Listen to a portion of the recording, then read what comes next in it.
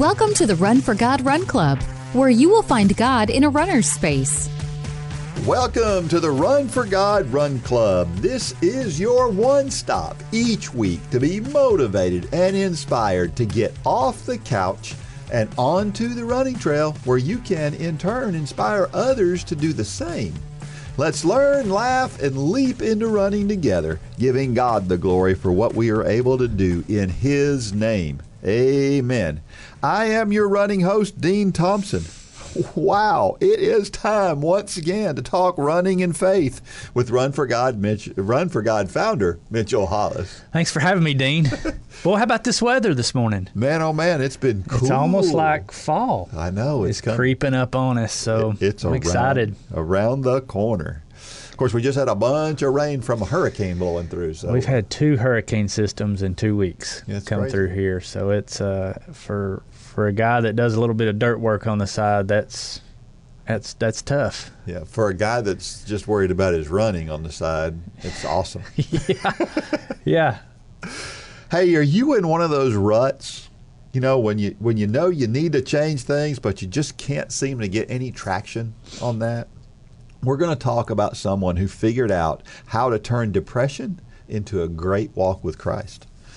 And then, have you ever heard the expression, just ignore it and it'll go away? Well, did it go away? Probably not.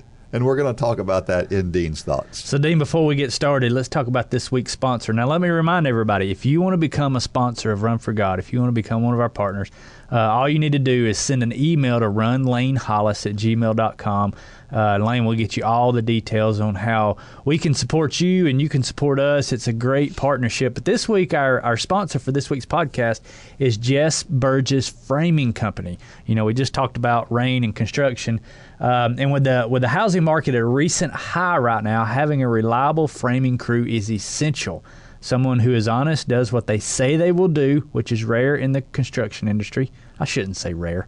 It's hard to find somebody that'll say they will do what they're going to do, and someone who can get the job done with excellence. Jess Burgess, for sure, is a framing company that has all of these qualities. So if you're a developer or contractor in the Dalton or Whitfield County area, call Jess Burgess for the best framing crew around.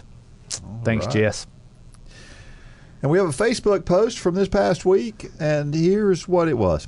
I was blessed to start out my run at 68 degrees this morning, followed by an amazing time at church with my twins. Then my daughter and I spent an hour on the beach. It has been a long time since I have seen 8 miles. God is good. Side note, I experienced chafing for the first time today. I have been running for 2+ years now. I wore nothing different. So crazy. Of course, I feel blessed to have been chafed free up until now. That comes from Julie Wickard. And I love so many things about this post.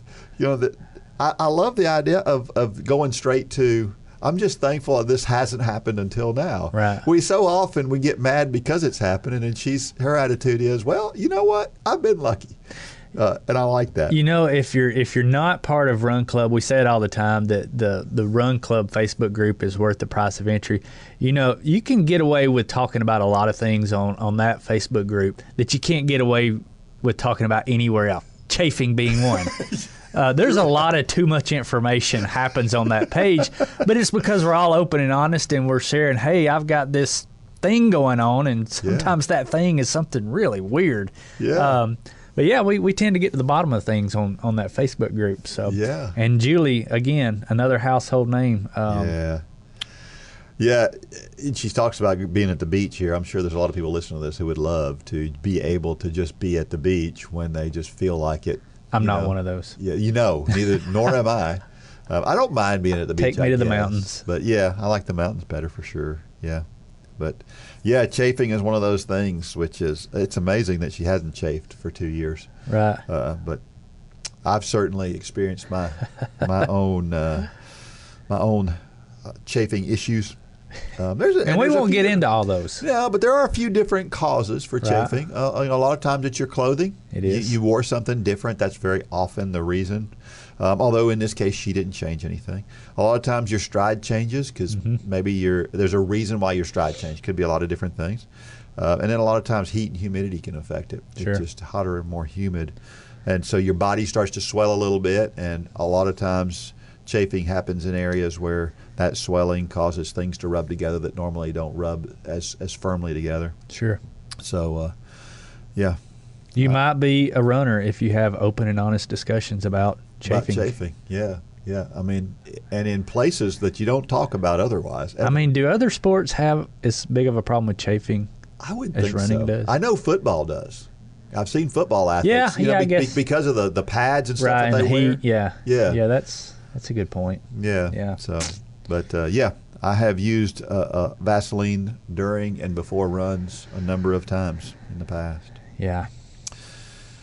Trivia question for this week: who is the last American male to have the mile run world record? And this honestly surprised me a little bit when I realized it, and that's why I made this a question. Yeah. Because I would have thought that somebody else since this guy would have had it, at least at some point in time. Sure.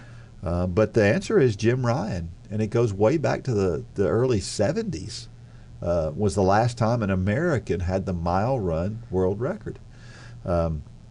Jim Ryan was, I think, personally, he is the best American distance runner ever to live. That's my opinion on Jim Ryan. Mm-hmm. And that's just because of the things that he did in such a very short period of time. Right. You know, he was the first high school miler to break 4 minutes for the mile. And he did it a few times while he was in high school, both his junior and senior years. And he just, he only, in the 1968 Summer Olympics, he was kind of expected to win the gold medal. I mean, everybody thought that he would. And he got beat by, who was it? He wound up winning a silver medal. Uh-huh. And what people didn't realize about that run was that the guy that beat Kip Keino from Kenya beat him. Kip Keino had an out-of-this-world, crazy, incredible good race to win that race. The thought was, going into that race, that 3:39 was probably going to win that race. And Ryan runs 3:37, well under 3:39. You would think it would have won, but he lost by 3 seconds because Kip Keino just ran so well that day. Yeah. And you said this was the 1,500. The 1,500 meters, yeah. And they were at altitude. They were in Mexico City. Oh, wow. So that's altitude. Yeah. And so the thought of a really fast race was just out of the question. Yeah. And so that was an Olympic record that stood for years. Wow. It was such a good race. But he came back and he got pounded in the press for not winning. And the problem is that the people who pound a track athlete in the press don't realize how special that performance was from the other guy. Yeah. And that was one of those cases here. But this is the most interesting thing about Ryan. When he was in middle school, he wanted to participate in sports, and he wasn't very good at sports. And so he did this. This is a quote from him. He says he started running because I couldn't do anything else. When you're cut from the church baseball team, the junior high basketball team, and you can't make the junior high track and field team, I'd go to bed at night and I'd say, Dear God, if you have a plan for my life, I'd appreciate it if you'd show up sooner or later because it's not really going very well. I found myself trying out for the cross-country team and running 2 miles even though I'd never run that distance before. All of a sudden, I made the team. I got a letter jacket. And I started thinking, there's a girlfriend behind the letter jacket. But that's how it all began. It's a great story of a guy who became maybe the greatest American track and field athlete of all time that couldn't make any other sport. And that's how he wound up running. Like I said. So how did you get your start, Jim? Well, I knew that if I got a Letterman jacket, I could get a girlfriend. That's right. There was my start. Isn't that great? That's hilarious. That's great. Yeah. So, he graduates high school at the age of 19. He sets a couple of world records, first in the half mile. It was 880 yards back then, 144.9. And then he ran 351.3 in the mile. And those were the world records that he held. He won a bunch of other awards, like he was Sportsman of the Year for Sports Illustrated, the top amateur athlete. He was Wide World of Sports Athlete of the Year, and this is all sports. That's not just track and field. Of course, Track and Field News Athlete of the Year. He won a couple of times. Yeah. Yeah, great athlete. If you don't know much about him, we need to try to get him on this podcast. yeah, he's a great Christian. Yeah. Does a lot. He was in politics for a while, I believe. Yes. Yeah, maybe if anybody out there knows Jim Ryan, have him reach out to us. We'd love to have him on this podcast. He'd be an interesting guy to talk to. For sure. His junior American record in the 1500 was just recently broken. Really? So yeah, from the 60s, and Hobbs Kessler just broke it. I mean, that's how long it stood. Yeah. Isn't that crazy? Yeah. So anyway, he was just a great. He was the youngest athlete ever to participate in the Olympics for track and field from the United States. The next youngest is Carry-On Knight. We just had him in the Olympics, and he was 17 years old too, just a little bit older than Ryan was. So, yeah, interesting story. If you don't know about Jim Ryan, go check him out. Like I said, he's a great guy. He and his wife Ann do a lot of stuff in the community. They're good Christian folks. They live out their faith, and they're just good folks. Yeah. All right, Dean. So we've got a challenge coming up. The Coaching the Marathon Challenge, and people are accepting the challenge. Yeah, they are accepting the challenge. So what is the Coaching the Marathon Challenge? So we're asking you to do a little bit more. Up until this point, we've just been asking you to think about it, to pray about it, talk to your family, talk to your church, your community, whoever. Now we want you to take a little bit of action. We now have the coaching page up on Run for God Run Club. So if you log in, go click on the coaching button. You can find out all the information now on what's going on next year. We've got the races up. We're going to be graduating in 2023 at the Big Beach Marathon. Is it the Big Beach Marathon? Big Beach Marathon. Yeah, in Gulf Shores, in Alabama. Gulf Shores, Alabama. Great organization. You're going to be hearing a lot more about them as well. We also have a half marathon in North Carolina that we'll all meet up for, those who can make it. Of course, we've got the 5K in Dalton, which is free. If you're a member of Run Club, you come and run that for free. We also have the unstructured 10K that you're going to hear a lot more about from the Hawkins clan. If you all know the Hawkins clan, you see them a lot on the Facebook group. Angie and Patrick, great supporters of Run for God, and they've agreed to kind of take on a little bit different 10K than you're used to. Yeah. You can do it live, but if you come and do it live, it's not going to look the same as a normal race. Yeah. More to come on that. Or you can join them virtually, and it's going to kind of be a fundraiser for Run for God. So we got a lot of cool things lined up for next year. But what do you need to do right now? If you're listening to this and you've been hearing me say, I challenge you, and maybe you feel, the Lord prompting you to accept this challenge, go to the coaching tab at the Run for God Run Club webpage, and you'll find out all the information. Basically, you and I, Dean, we're going to be doing most of the heavy lifting. We're going to be teaching the curriculum every week. We're going to be still doing the Facebook Lives every week, and we'll also be talking about the curriculum on the Facebook Lives on Thursday starting next year. So we've got a lot of interaction going on next year. Basically, what we need coaches to do, you can call it coaching, you can call it instructing, you can call it facilitating, whatever you want to call it. Mm-hmm. We don't mind. But we need you to go out into your communities and identify those people who would love the idea of running a 5K. Now, why do I say a 5K?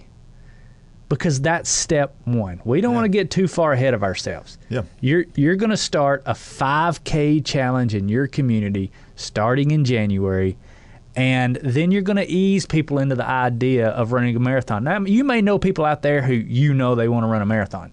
And so, by all means, let them dive right in. But this is a 4-step process. It's a 5K, it's a 10K, it's a half marathon, and it's a marathon. We need you to get people in your community to follow along with us on this journey in 2022, because we have no doubt that it's not only going to change your students' lives, but it's going to change your life. Teaching, we've seen it over and over. You've experienced it. I've experienced it. It gives you a completely different perspective on this sport and on this ministry, and we want you to take the plunge and join us this January. I challenge you. 100%. Everything you just said was true and accurate, and it's going to get even better as we go. It's going to be a lot of fun next year. It is going to be a lot of fun next year. All right, we are sponsored by J Radio, the world's greatest digital music platform. Go check them out. You get up early before the kids for your morning workout. Spend some time studying or reading your devotion. And pick up the kids each afternoon.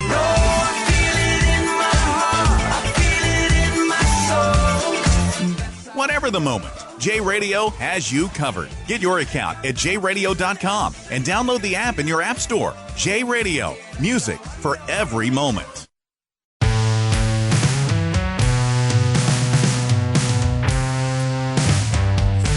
All right, we're back, and you can send messages to dean@runforgod.com if you've got questions about things.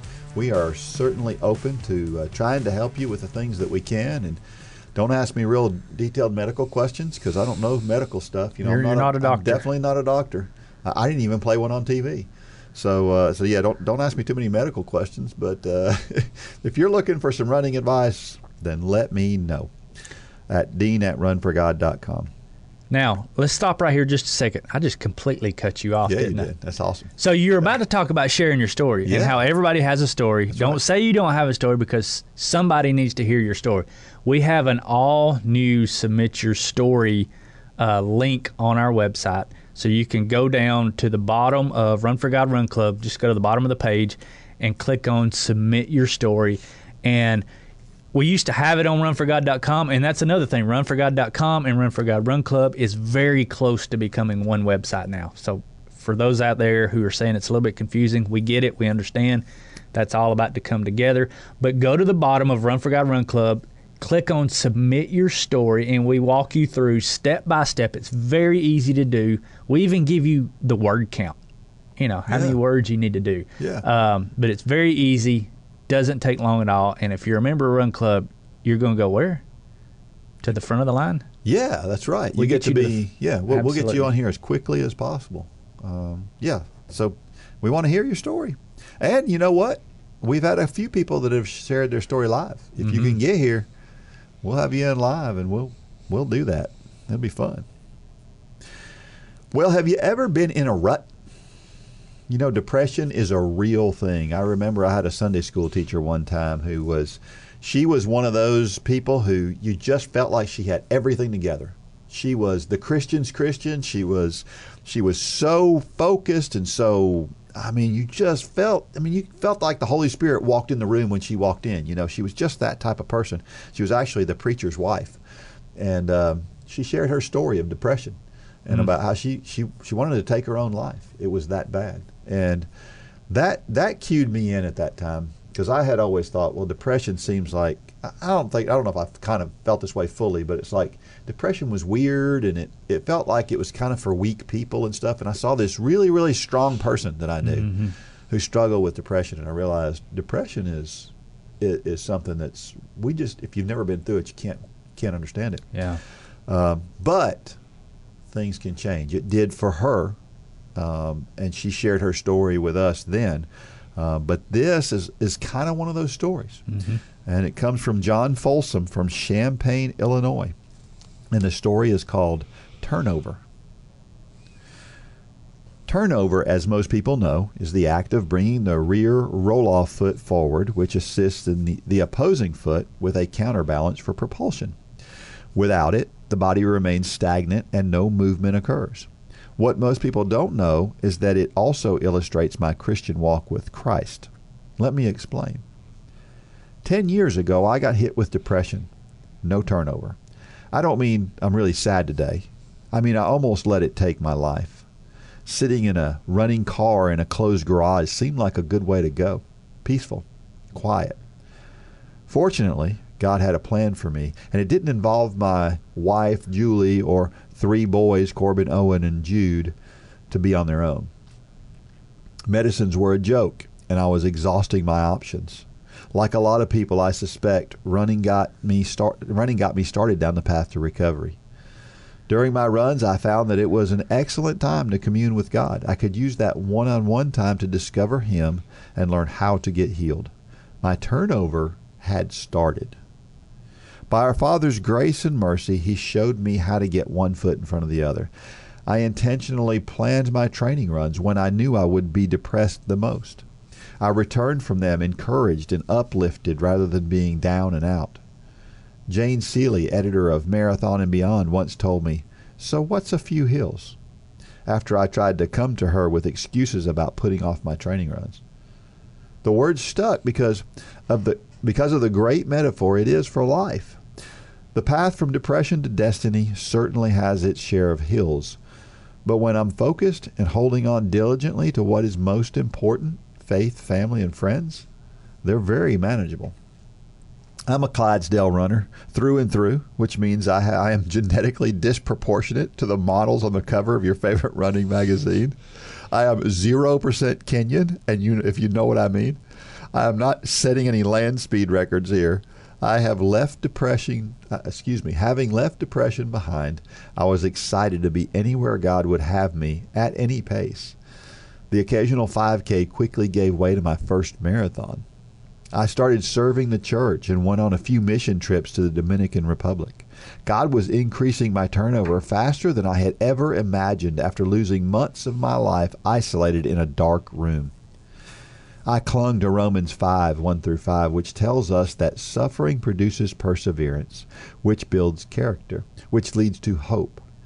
When trying to fathom the power and perfect love that God has for us, hope in that fact seems to overwhelm our hearts and want to succeed and seek His will. I continued on with a few more marathons and grew daily as a Christian. A friend eventually talked me into running the Lake Tahoe triple half marathon for my 40th birthday. A half marathon a day for 3 days. What I didn't know at that time, or the time I registered, was that God had more plans for my turnover. I was witness to the beauty of His creation, becoming His hands and feet to the other runners, and I also introduced the next phase of His plan, leading a Run for God ministry in my church. He brought me out of the darkness and into the most breathtaking views to give me that Romans 5 moment of hope through my suffering. And if you have run the course, you know I mean suffering. He turned my cul-de-sac faith into a conduit. It reminded me of a quote from Dr. Tony Evans. God will bless to you when He can bless through you. Run for God is now in its 3rd year at our church with 5K, 10K, and half marathon training groups. I have become an elder and am co-facilitating a men's class. God has certainly redefined turnover in my life. He has my feet moving at an unprecedented pace. He has a plan of greatness for your life too. You have a unique, never-to-be-lived-again life that He wants to seek if you will trust Him with it. Regardless of where you've been in life or where you are now, understand that He does not call the qualified. He qualifies the called. Maybe you've already heard Him and have gotten those feet going in response to Him, but how comfortable have you become? Just like your training runs, growth comes when you're uncomfortable. Continue to listen to Him and always make yourself better than you once were. Moses was a murderer who fed a nation. Abraham was an elderly man who became the father of many nations. And I was a depressed and stagnant man who has become His hands and feet in my home, my church, and my community. If you haven't created turnover with the feet of your Christian run, start today and discover His greatness for you. Man, that's a great story, John. If you're listening, I love these type of stories. Yeah. Yeah, and the concept of turnover is a little bit different spin on kind of the same story that we've heard, right? Yeah. I think about an engine that won't start. You know, we've all gotten into a car and you turn it over and it won't start. Right. And it drives you crazy. And sometimes you feel that way in life. Yeah. Like you're turning that car over and it just won't catch. Right. And that's kind of what he was talking about here. Yeah. And that missing ingredient in that car, it could be it's not getting a spark, or it could be that, maybe it's out of gas, or it's not getting gas for some reason. There could be a lot of reasons for that problem to happen. And the truth is in our life, when we're turning over like that, God provides the gas, the spark, the whatever it is that we need, if we'll turn to Him and look at Him for it. Sure. Romans 5:3-4. And not only that, but we also glory in tribulations, knowing that tribulation produces perseverance, and perseverance, character, and character, hope. I think this verse is very timely. We're deep into the half marathon training, and how many people out there are being tested by their runs and walks right now? Yeah, it's true. We've just come off of August. It's hot. It's humid. It's raining. Whatever it is, those are trials that really test our physical character. And it's just another example of how our sport parallels so well with our walk with Christ, because we have those same things. We have those, I don't have time, I don't feel like, I can't get to it. Whatever it is, the same excuses we give for not getting out there and getting our training in, many of those are the same exact excuses that we give for not getting in the Word and spending time with God. And many times that creates a pattern. Yeah. And if we can break that pattern, it'll not only make us a better runner, but it'll also make us a better follower of Christ, because the two go hand in hand. Yeah. Yeah, and it leads to hope. And I wrote down this phrase that I think I probably improvised it a little bit, but I heard some of this, and it says, hope, when you break it down, is a confident and joyful expectation. I like that. Yeah, it's a great way to look at it. And the truth is that when we suffer, we look for God. We notice Him, and that's part of it. If we don't notice Him, we can't get to the end product, which is hope, right? Yeah, I mean, I've thought about depression before. In the past, I've thought about it as it's going through hardships without hope.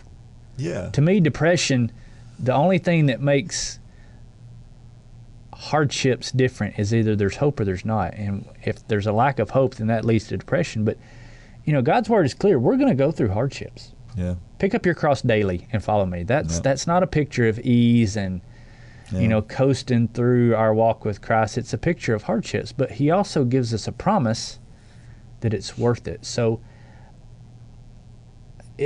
I see it. I'm saying this and not thinking it through all the way, so you may tear this apart, but I don't see how you could I don't say you could be depressed about following Christ because of the hardships, because there's a promise there. Yeah. There's an outcome that gives you hope. Without that, without the resurrection, it would be depressing. It would be, yeah.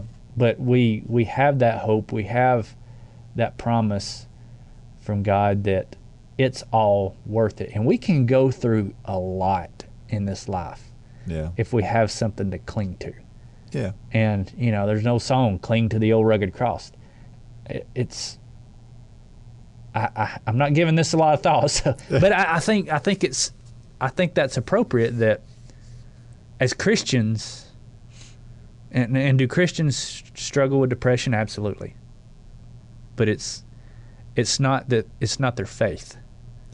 Yeah. It's not something because else. of that. It's a whole chemical thing. We have something to hold on to, and so therefore we're willing to go through the hardships. And in fact, we have joy many times in the hardships.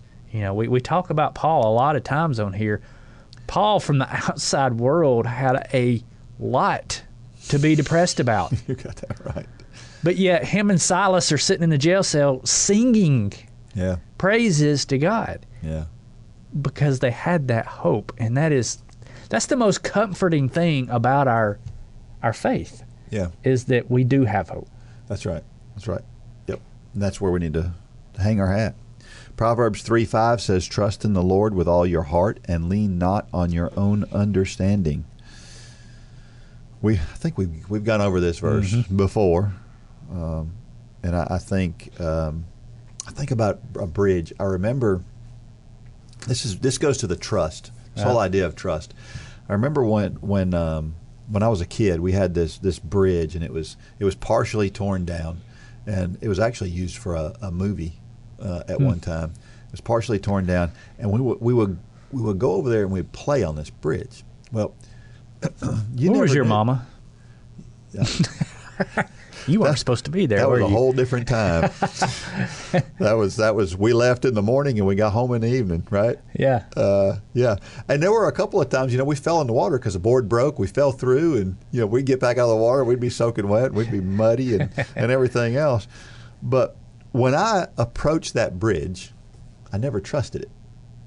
I would walk to that bridge, and you always had to kind of feel your way forward. And never feeling good about that next step. Because it had let you down. Literally. Exactly. Exactly. And then I compare that bridge, this idea of being so careful trying to get across it, to a bridge that on the loop in Dalton that I run across all the time that goes across the interstate. It doesn't cross my mind even that I'm running across a bridge hardly. Right. Because I have 100% confidence that every step I take, I'm good.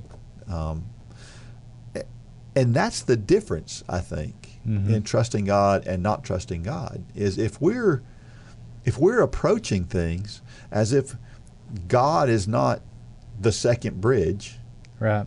Then if we're approaching things as if we're walking across that first bridge, then we're not trusting God, right? I mean, that's kind of the way I look at it. Good analogy, Dean. Yeah. And then he talks about, it says, lean not on your own understanding.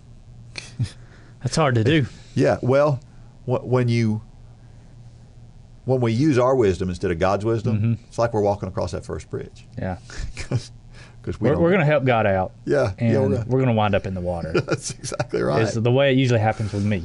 Yeah. And then, of course, he talks about acknowledging him in everything that we do. And that includes our running, right? That includes everything that we do. I think we look at that. I don't think we look at that word everything seriously enough. It's everything, right? And, of course, he ends that phrase ends with, and then he makes our path straight. When we do that, when we approach that solid bridge with every confidence, and we don't lean on what we think, but what he thinks and where he's guiding us, then our paths are made straight. 2 Timothy 4:5. But you be watchful in all things, endure afflictions, do the work of an evangelist, fulfill your ministry. We always talk about context, and I'm not saying I want to put context with 2 Timothy 4:5. I'm gonna read 1 through 8. 1 through 8. It says, I charge you, therefore, before God and the Lord Jesus Christ, who will judge the living and the dead at his appearing and his kingdom. Preach the word. Be ready in season and out of season. Convince, rebuke, exhort with all longsuffering and teachings. For the time will come when they will not endure sound doctrine, but according to their own desires, because they have itching ears, they will heap up for themselves teachers, and they will turn their ears away from the truth, and be turned aside to fables. But you be watchful in all things, endure afflictions, do the work of an evangelist, fulfill your ministry, for I am already being poured out as a drink offering, and the time of my departure is at hand. And we have the famous word from Paul here, I have fought the fight, I have finished the race, I have kept the faith. Finally, there is laid up for me the crown of righteousness, which the Lord, the righteous judge, will give me on that day, and not me only, but also to all who have loved his appearing. I love that it says do the work of an evangelist. Equip those around us. I hope that that's what we're doing here. Yeah. But we're not only to do that here. We're to do that everywhere we go. in everything we do. It used the word everywhere and everything more than one time in this passage. Yeah. You just used the word everything just a minute ago. It's there's no extra words in the Word of God. Every word is put there for a reason, and do the work of an evangelist always and in everything you do. That's very, very clear and very explicit. And I love that set of verses, because that's my hope, is that I can get to the end of my life and say, I fought the good fight, I finished the race, and be not boastful, but a hope that I've done everything God called me to do. Do I fail? Yes. Do I get back up and dust myself off and go again? Yes, I do. Yeah. And that's what we're to do every day.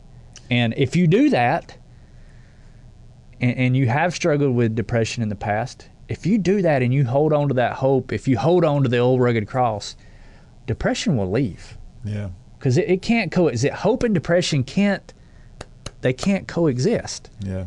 And I don't know, I love that set of verses. Yeah, I do too. And I think about it from this standpoint. He the words that he uses in there, when he says at the end of that thing, he says, I fought the good fight. Well, what is the word fought? Mm-hmm. It's a verb. It's doing. Action. It's action. We're not sitting on the porch. There is no sitting on the porch just letting God rain his blessings on us. The idea is we're out there doing stuff for him. And that when we are his, and when we're focused on this hope that we have and finishing the way that Paul finished, we're doing stuff. Mm-hmm. We're being active in making evangelists and doing all the things that he's talking about here. These are all verbs he's talking about. So, and I mean, think about, and this is just hitting me as you say that. Think about the illustration of I fought the good fight. If you're a boxer, to win the fight, you don't come out unscathed. That's right. You get beat up, you get bloody, you get knocked down, you get back up. To win a race, it's painful. Yeah. I mean, the Bible is full of these illustrations of this is not going to be easy. No. But it's going to be worth it. There's a crown waiting for you in heaven. And it's just, it kind of gives you cold chills. Yeah. To think about, and that's why the hope is there. We know it's at the finish line. We know there's that prize. We just got to keep getting back up and dusting ourselves off and going back in for another round. It's a great picture. A question: where are you at with the turnover in your Christian run? I say good and getting better. I'm amazed the way God works on us so consistently and in such small increments. You know, how over time, I look back at 10 years ago and I realize that over those 10 years, there's so many things that God has just chiseled away all those rough edges on me. And there's a lot more rough edges to chisel. but understanding where I was 10 years ago and where I am today in my Christian walk, in my faith journey, in the things that I try to do, as we just talked about with all those active things, I look at the guy 10 years ago, I don't hardly recognize him, and it's just so cool to see the way God will work on us. So it's great to have that revelation. It's great for you to change from one day to the next. That's awesome. There's a lot of those stories out there. But these little incremental changes are just as important and just as incredible, too, I think. Yeah, so having a hard time here. If I sound congested on here, well, I am. I'm a little nasally. It's that time of year. Yeah, I'm the same way right now. That time of year. I don't have the COVID. So don't have the COVID. That's good. Neither do I. Yeah. But if you hear me cough, it's not the COVID. It's allergies and sinuses right now. Second question: what keeps you from not taking matters into your own hands and turning them over to God? Patience. And he's working on me. I'm a work in progress there. But yeah, usually if I will just, I had a situation yesterday on a job we're working on, and a neighbor that's a little bit upset with us right now. And we got some muddy water over on their property from this recent monsoon that came down through here. And you talk about the man you were 10 years ago versus now. I would have handled that very differently 10 years ago, but I actually empathized. I actually understood. I understood why they were upset. We're going to make it right, and they were upset, but God has worked on me through the years so that I stop and I think about it and I put myself in their shoes. That's probably the biggest thing in this situation, because I would have not been happy if what have happened. So it's patience. It's just stopping and thinking before reacting, and not taking matters into your own hands. Asking God for His guidance, and it will always be the right guidance. But we talk about it all the time. We want to take things in our own hands. We want to get it done quicker. We want to help God out, in air quotes, and it always turns out bad. Yeah. It always turns out bad. But again, the idea here is we're talking about, when we say taking things into our own hands, you're kind of referring to doing things my way. Right. There's still action required from us. Absolutely. Just like you had to go out there and you had to talk with those people. Right. Either way, there's something, but the way that you handle it, whether you handle it God's way or your way, your old way, right, are two different things. But when you let the Spirit of God guide your action, I mean, by the time we got done with that meeting, we were shaking hands and everybody was happy, and it was people in society today might say that that's weakness, but it's not. It's the opposite. It's the opposite. It takes strength and restraint that can only be provided by God, because that is not in my nature. Yeah. To do that, but it always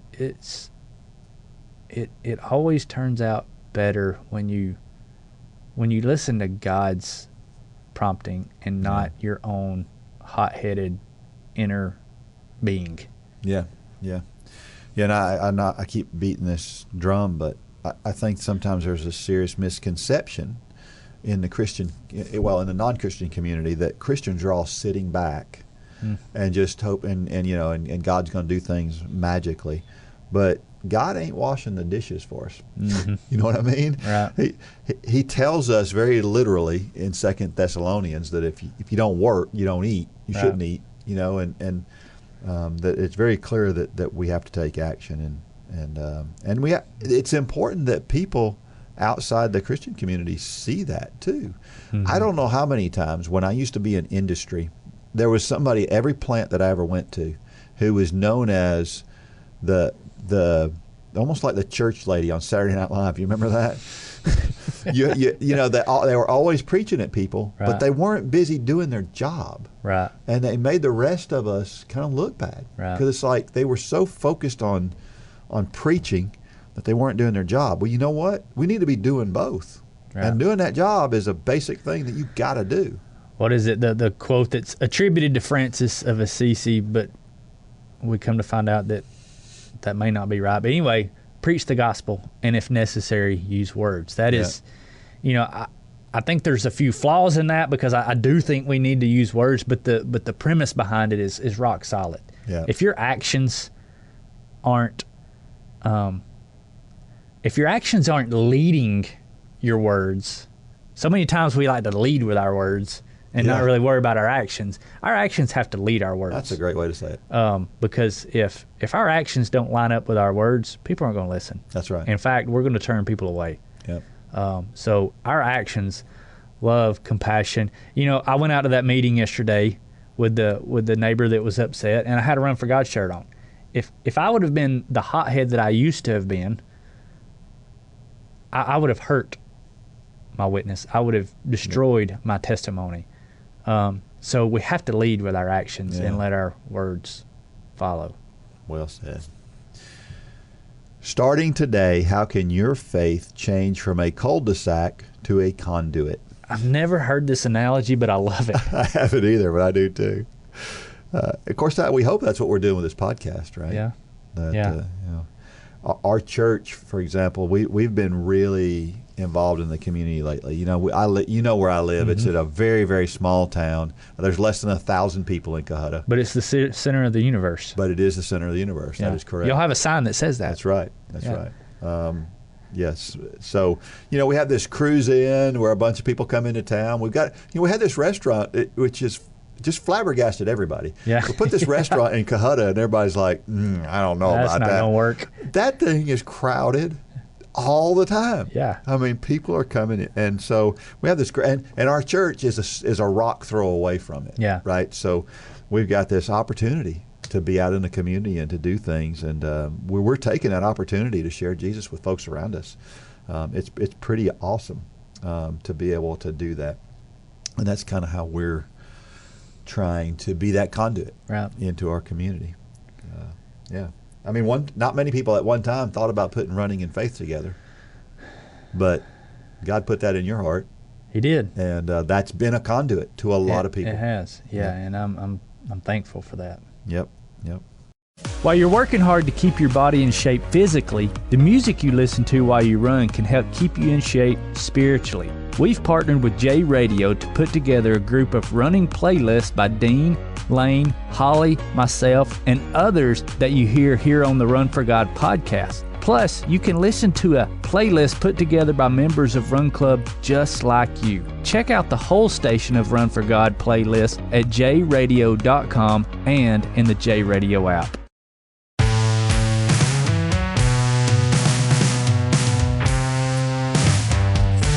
All right, we're back. And so we had a hurricane blow through recently, right? We've actually had two. Not really a hurricane, but past kind of the few weeks. remnants, I guess, here. But it got really windy It and did. some trees, top side of trees. And It's funny how you can see those bands coming through, isn't it? Where it'll get crazy windy for like 5 minutes. Yeah. That band goes through, and then it's calm again. Yeah. But just enough time to knock top side of trees and make your yard a mess. Yeah. We had a high school practice while this thing was coming through, and one of the early downpours that happened, and they got through just in time. It was perfect, except that we had a few people took a little bit longer on their cool down than everybody else, and just came in just soaking wet. And one of those was Karen. You know who I'm talking about. Yeah. And she came in with the biggest grin on her I was going to say, I bet face. she was smiling the whole time. Oh, my gosh. I tell you a little bit about Karen. For those of you out there listening, this is an awesome story. So we had somebody who reached out to me from one of our Run Club members who reached out to me and said, I've got this GPS watch that I'm going to get rid of, and do you know anybody who could use it? Well, the person who came to my mind was Karen, because Karen lives in a group home with some other teenagers. And she just to give you an idea of who Karen is and her circumstances, Karen just got her own room for the first time in her life just a month ago. And so she's getting a little bit of independence and things, and she's so thankful for everything. She got that watch, and you would have thought I just gave her a gold bar. Yeah, And she did. And she's not very fast, but she runs crazy hard all the time. She does everything we ask her to do. And she got that watch, and she wanted the contact information for the person who gave her the watch, because she wanted to text them and let them know how much. Oh, really? I didn't know that part. Yes. Wow. Yeah. That's pretty cool. It is. And so they texted back and forth a little bit. Wow. And so, I just love people like Karen. Yeah. Gosh, she's such a good girl. Yeah, Langdon hasn't been able to be at high school practice very much because he's on his second quarantine. He has now been out of school more than he's been in school. So I asked him the other day, I said, are you doing this on purpose? Are you intentionally going around somebody that's got COVID so you can get out for 10 days? But, hopefully this virus will get gone. It can't get gone quick enough. Yeah, I heard about a doctor the other day who said he thinks it's going to take 2.5 years. I hope not. I hope he's wrong. Of course, we're a year and a half into it. We are. So. We are.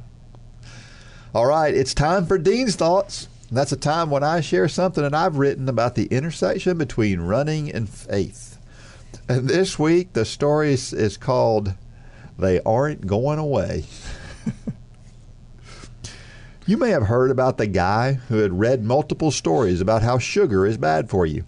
He had seen it so much that he made a tough decision as the new year approached. As a New Year's resolution, he decided that he would give up reading to ensure those articles didn't make him feel bad. That's a funny joke. But I've seen a lot of people actually use that form of logic for real issues. Many people, even when faced with the truth, will just ignore the truth to ensure it doesn't make them feel bad. The difference is, that's not a joke in that case. I bet you're thinking, can you give me an example? Well, how about the person who worries about drinking Diet Coke when they have no worries about drinking a huge cup of coffee that's more creamer and sugar than it is coffee? Why? Well, it's easier to give up Diet Coke than coffee, so we ignore the fact that the coffee in that form is even worse than the Diet Coke. And we do the same thing with food. Or how about the person who has been to physical therapy over a calf issue, for example? The therapist has told them to do 4 exercises and the problem will subside. Yet they go home, maybe do the exercises for a couple of days, and then fall right back into the same old routine. That is similar to the guy who decided to stop reading because he didn't want bad news. We know what to do, but we don't do it because it's inconvenient. And we like not doing the exercises. It is more comfortable. I'll go one step further and say that we will often not only ignore what we don't want to hear, but will magnify the things we want to hear or believe.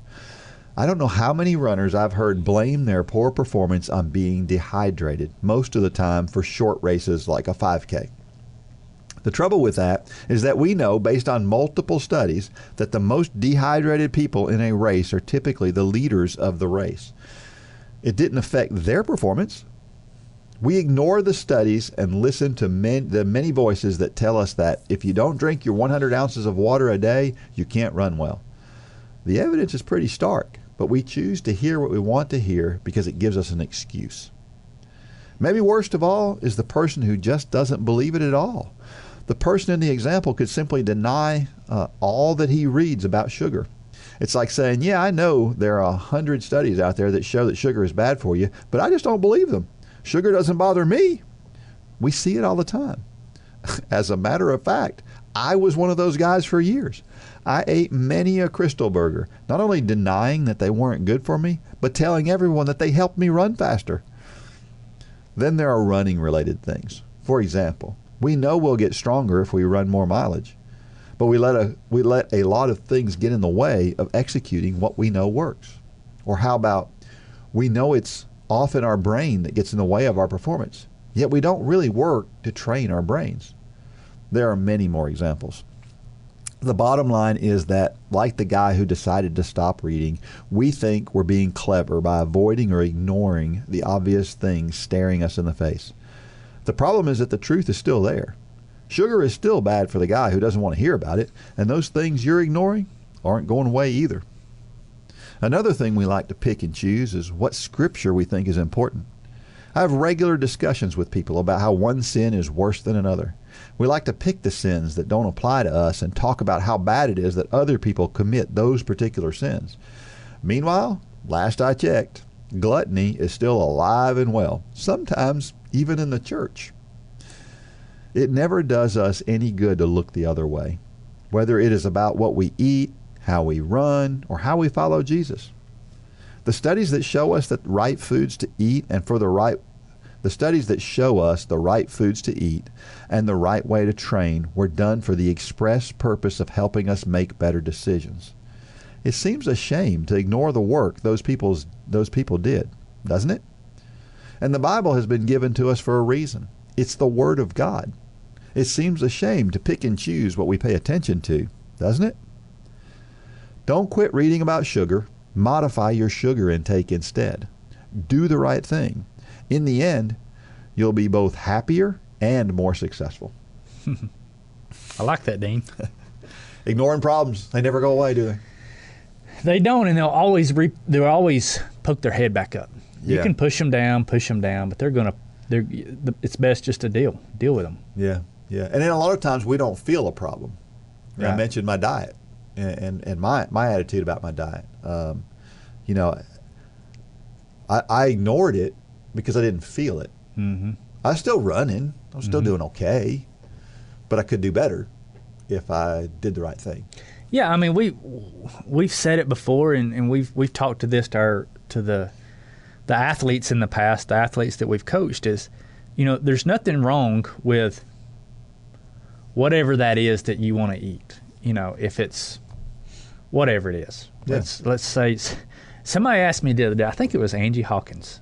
She was in town, and she had, why do you always talk about chocolate cake? Well, I'm bringing up chocolate cake again. And I don't even really like chocolate cake. I like Reese's peanut butter cups. So we'll use Reese's peanut butter cups, Angie. But there's nothing wrong or nothing bad or nothing inherently evil about eating a Reese's peanut butter cup. But the problem is when you say, that Reese's peanut butter cup, that's not bad for me. Well, you need to acknowledge that it's not the best for you. You need to acknowledge the next day when you don't feel good on your run and you had 14 Reese's peanut butter cups the night before. This is what we always tell these kids. We're not saying don't have it. We're saying acknowledge that it's bad and understand when it starts affecting you what it was that affected you. That's where people go off the rails, is they say they're in a state of denial. These kids will say, no, it wasn't the pizza and the Coke and hot dogs on the night before. I'm just not feeling it today. No, it was the pizza and hot dogs and Coke you had the night before and staying up till 1 o'clock in the morning. Yeah. Many of these things we're not saying don't do. We're saying understand that they do affect you, and you need to acknowledge that. Well, and another issue these days is there's so much misleading information out there, right? And it's getting worse in society in general. And I'll use one example, and there's going to be people out there who are going to completely deny this, regardless of the fact I'm going to say this, because this is a controversial topic. GMOs is an example where there are people out there who believe that GMOs are killing people, literally killing people. Mm-hmm. And they did a study that was so extensive. There were literally millions of samples, data points in this particular study. Largest study ever done. And they found there is no difference between genetically modified food and regular food. And yet, people out there are people are listening to me right now saying, you are crazy, you're out of your mind, whatever. That's what the study shows. Okay, so people are going crazy. At very minimum, there is very little difference. Mm-hmm. Let's say that. But what happens is, and this is my feeling, is the evil one is trying to obfuscate everything in society. He wants us all confused about all the things that we do, so that we can spend our time arguing with each other about it. And I think it's a shame that we're letting him divide us like that. Yeah, but this is the one that gets me the most, because I fight this battle with my kids a lot. Everybody is endorsing something nowadays. Yeah. Every athlete is endorsing something, whether they believe in it or not, and that's probably heresy to say that. But you've always got to look, my kids will come to me and they'll say, I need this and this and this because it does this, this, and this. And I'm like, I don't think it really works that way. Well, yeah, such and such is using it. And I'm like, they're paying that person to say those things. And my mind goes back probably to the first time this really got put on the it was obvious that this kind of thing goes on was when, do you remember when Oprah Winfrey was doing an endorsement for Apple iPad? She was a paid spokesperson for Apple.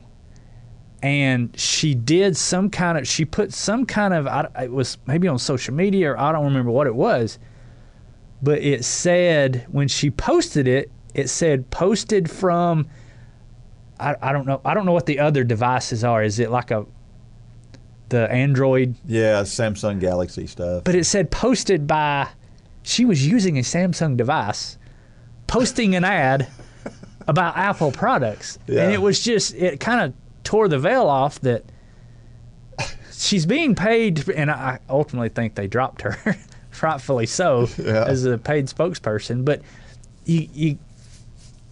so many young people, and I'm the biggest skeptic with this kind of stuff because I can see through it. But so many young people, especially, they're like, well, if whatever, I'm not going to throw any names because I don't want to offend anybody. I don't know who does what, but you see it a lot that this public figure says do this because it will do this. You got to take that with a grain of salt because a lot of times it's just not. And especially these nutrition products and all these. I mean, we talked about this the other day, but I'm not going to say the company that Lane uses some of their products, but it costs twice as much. And you can go get the Walmart brand that's probably the same exact active ingredients, but this person doesn't endorse it. So it's got to make it somehow better when in reality it's not. Yeah. So it's hard to say this thing without actually saying the companies, but I don't want to get lawsuit papers sent our way for defamation of character or something, but you see it all the time. Yeah, for sure. You see, if you've ever bought a as seen on TV product, you know what we're talking about here, because you see these commercials on television where this product, it's amazing. It's like a miracle the way this works. And then you buy it, you get it home, or you do the mail order thing we used to do years ago, and you get it home and you're like, yeah, this isn't what I thought it was. But that's where a lot of our paid endorsements are nowadays. It's as seen on TV type. Yeah. And I'm not throwing a blanket. No, because some of those products are really good products. Absolutely. Some of them are 100% completely legitimate. But when you can take two products and hold them up, especially when you're talking nutrition stuff, and the active ingredients are exactly the same, but one has a $5 million marketing budget and one is just sitting on the shelf at Walmart, you got to start asking questions. They have to pay those athletes and endorsers somehow. Yeah.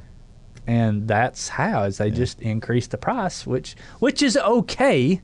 I mean, I'm not saying there's anything wrong with that. That is capitalism at its core, but we need to go in eyes wide open, like your story talks about. As long as we acknowledge it, then there's nothing wrong with it. But don't say this one is better than this one and argue with me when I show you the labels. Yeah. They're exactly the same. Well, no, that's what we get into in society is. And then people start fighting about it. Yeah. And you're like, just read the label. Just read the label. Well, what I think is funny is how it depends on what it is, right? Yeah. As to whether or not my wife, she loves black-eyed peas. Mm-hmm. I'm sure you love black-eyed peas too. Mm-hmm. I don't like them at all. But I'll eat almost any other pea or bean. Black-eyed peas, I don't. Anyway, she eats these, but she wants one particular brand. Because that one particular brand to her is better than any others. Now, it probably does taste a little bit different, and it probably does taste better to her than others. And you know what? She can afford to pay for that brand. Right. And so it's okay. It's perfectly. Now, we buy a lot of other stuff that's a generic brand. Mm-hmm. And it just depends on your preference. So if you want the more expensive stuff, because however, but don't fool yourself into. That's all I'm saying. Yeah. And the other thing is don't. This whole idea these days of we're always in two camps in this country about everything. Mm-hmm. There's me against you in every single subject. It's food, it's politics, it's church, it's everything you can think of.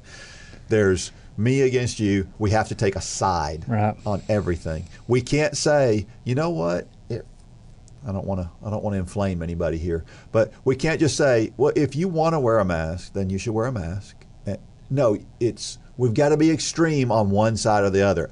I'm never wearing a mask because that's anti-American, or if you don't wear a mask, you're trying to kill me.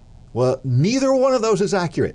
Exactly. And that's where we need to be, somewhere. And we're going to park that right there. Yes, yes. Close the garage door. If you've ever participated in any sport, you've probably met a great coach. Great coaches inspire us to do more than we ever thought possible. You can be the leader that helps others achieve things they never thought possible. Yes, you have the ability and the opportunity to be that person. All you need is a heart to help people and the ability to follow a plan. The Run for God 5K Challenge will come ready to help you inspire those around you.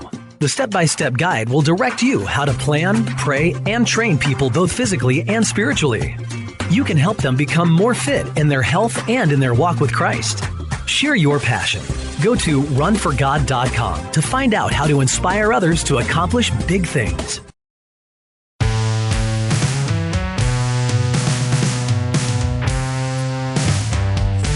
All right, so we're back, and we're going to beat this drum one more time. The Coach the Couch to Marathon Challenge. That's a mouthful. Get on board. We're going to get that down. Get on board. Keep praying about it. If you got peace about it, take action. Go sign in to Run for God Run Club. Click on the coaching tab, and you'll find out all the details. It's all up there now. The whole schedule for all of next year. Buy the 5K Challenge Instructors Kit. You can buy it or not buy it. You don't have to have it. That's the beauty of the way we're doing this now. It may make it easier, and I think we're offering it like at half price if you're a member of Run Club, so it's affordable. But go ahead and start planning right now. It's not too early to start planning for this, and we're going to hit the ground running literally in January. Neat. It's going to be fun. How about some headlines from the running world? This is big news. The ultra world better watch out, because here's a quote. After leaving the marathon, I want to run the ultra marathons just to feel how it is. Running for more than 4 or 5 days, or even run it once for 70 kilometers, I really want to feel the pain of running for a long time. And that's from Eliud Kipchoge, the man, the guy who is he's the GOAT. I will guarantee you that ultra runners all across this globe sat up straight in their chairs. Yes. When they heard that quote. Guarantee you. Yeah. That's and you know that one of the things about this quote that I really love is this is what a lot of recreational runners don't understand about the elite athlete. He says he wants to feel the pain of running for a long time.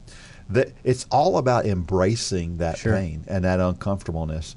And the truth is many people don't have any desire to embrace that pain. And all this goes back to the importance of your mind and how you think about things. Sure. Now, am I saying everybody should want to push themselves as hard? No, that's not what I'm saying. No. But this is going to change the ultra world. It's going to be fun to watch. Yeah, it is.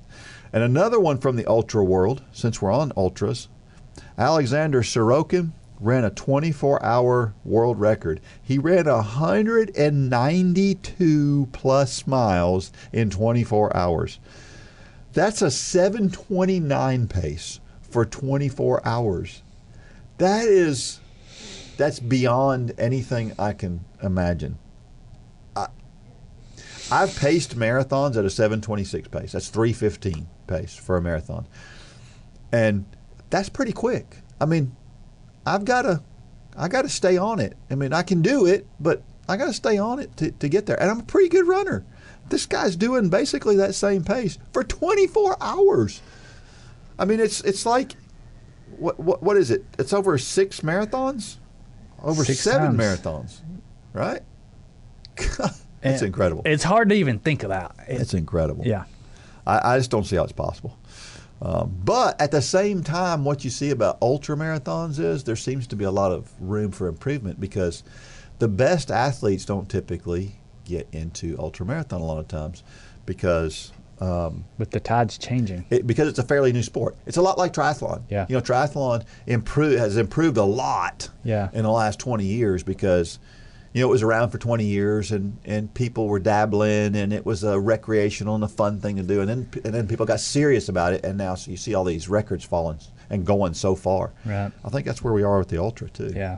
So we'll see. It'll be interesting to watch. Trivia question for this week. What interesting race is held at Frozen Head State Park near Wartburg, Tennessee? And why is that race interesting? How have I never heard of this race? If you haven't heard, you should have heard of this one for sure. You probably have. You may not realize it's held in Tennessee. But okay. it's a big deal. So if you know the answer, yeah, Dean@runforgod.com. You have to send an email with the correct answer and your T-shirt size, and you'll get one of the world-renowned greatest club boxes you could ever buy, and it's the Run for God Run Club box. That's right. Comes with a T-shirt, a coffee mug, copy of devotions, bumper sticker, all kinds of cool stuff. Yeah. So be the first one. Don't send it to customer service. Don't send it to Facebook Messenger. It has to go to Dean@runforgod.com. Be the first one with the answer to the question and your size, and we'll ship you out a brand new box. Boom. We'll send it right to you. All right. Every week I share a reason why running is so awesome, and here's why running is so awesome this week. Fewer cancellations. You know, a lot of outdoor sports they're canceled if it's raining or snowing. I thought about this week because Or it may rain, or it may snow. Yeah. At our college, they had to postpone a soccer game. We were supposed to do a ceremony at the halftime of the soccer game or be part of it, and we couldn't do that because they had to postpone it because it was going to rain. Well, if there was a cross country race that day, we'd have had that cross country race. Did it rain? It did rain. That's the funniest ones, is where they cancel something because it's going to rain or it's going to snow, and then it winds up being beautiful. Yeah. And you're like, really? Yeah. Yeah, but nobody's playing baseball in the snow, but they're running in the snow. Absolutely. Nobody's playing basketball out in the rain outside, but they're running in the rain, right? We'll do stuff outside and in weather, and we won't cancel things as often as other sports will. So there you go. Motivational thought of the week. Our running shoes have magic in them. The power to transform a bad day into a good day. Frustration into speed. Self-doubt into confidence. Chocolate cake into muscle. There's that chocolate cake again. Angie's rolling her eyes. I know she is. Yeah. That comes from Mina Samuels, who is an author. She's not a non-Christian author, but the quote is a really good one. Yeah. And, you know, running shoes are great, right? Yeah. There's nothing like new shoe day. There's not. I actually, this morning, I've got a new pair of shoes, and I pulled them out of the box, and I put them back in the box. I was like, I'm not ready to wear them yet. I was trying to. You're very ceremonial about your shoes, aren't you? I am. Yeah, my problem with my shoes, and this is one of those TMI things. The problem with my shoes in the summertime is they get to smelling so bad. Yeah. And you want to replace your shoes before you really need to because they just smell bad. Yeah. It's like, yeah. So smell like my 18-year-old's truck right now. Yeah. You know, he goes to run early in the morning at college, and he throws everything in his truck, and then hangs out at college all day probably. It is horrible. Yeah. Yeah. And the truck's out in the sun. And yeah. I know what that smell is. Terrible. I'm familiar with it. Yeah. All right, everybody. You're doing great. Keep it up. And keep putting one foot in front of the other. And may God bless every step of every run. Go out there and shine your light. Good job, Dean. For more information about the Run for God ministry, go to runforgod.com. If you have questions about your salvation, click on the Peace with God tab. There's nothing more important. Thanks for joining us today.